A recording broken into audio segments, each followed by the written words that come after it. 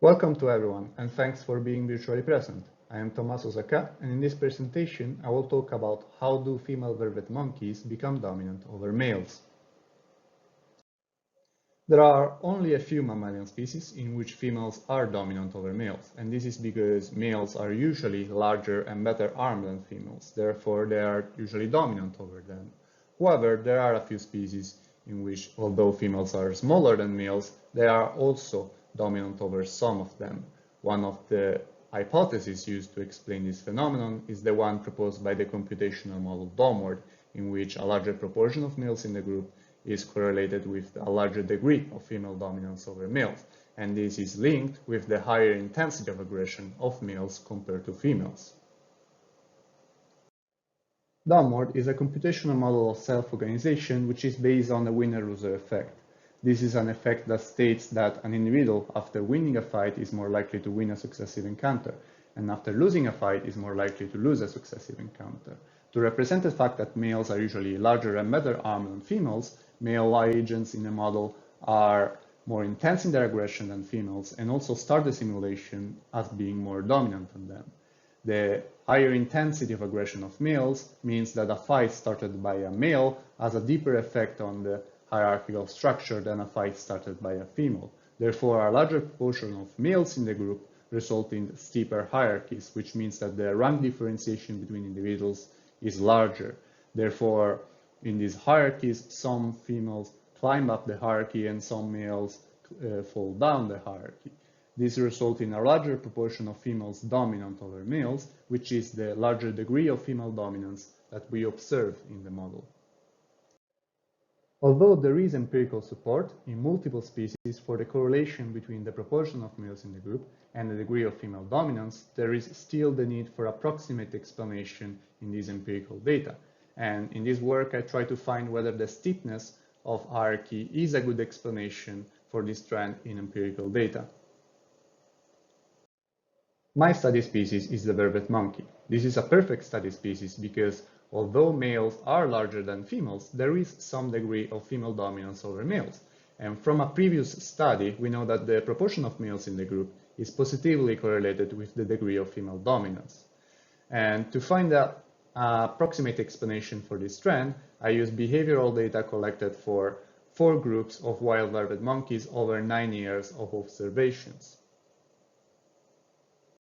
To construct dominance hierarchies, I use the average dominant index, which is the individual average proportion of the adequines. To calculate the degree of female dominance over males, I use the female dominance index, which is the average proportion of males dominated by each female. To calculate the hierarchical steepness, I use the slope of the linear regression between the ordinal rank and the cardinal rank for each group individual. Finally, when I talk about the intensity of aggression, I mean that I divided competitive interactions into mild and intense. Mild fights are those fights without physical contact, and intense fights are those fights in which physical contact is present.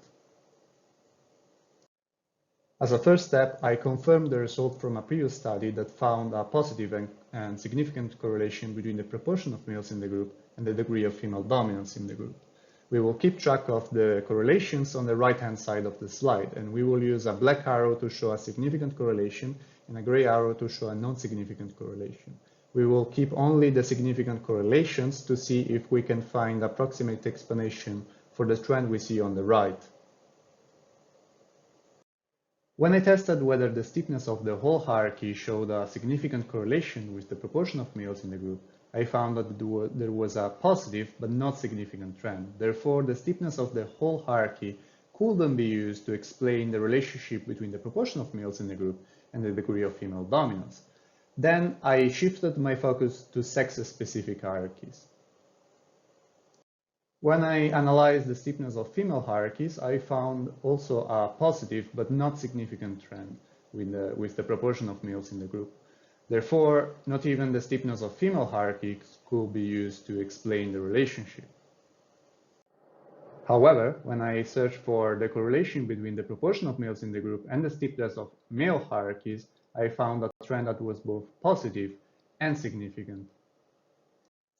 And when I searched for a correlation between the steepness of male hierarchies and the degree of female dominance in the group, I found a trend that was both positive and significant. Therefore, the steepness of male hierarchies could be used as an explanation for the relationship between the proportion of males in the group and the degree of female dominance in those groups. However, why did the hierarchy of males become steeper when the proportion of males increased? This could be explained by the fact that the proportion of males in the group is also a measure of female availability to each single male, because when the proportion of males in the group increases, the proportion of females in the group increases. Therefore, each single female is less available to each single male.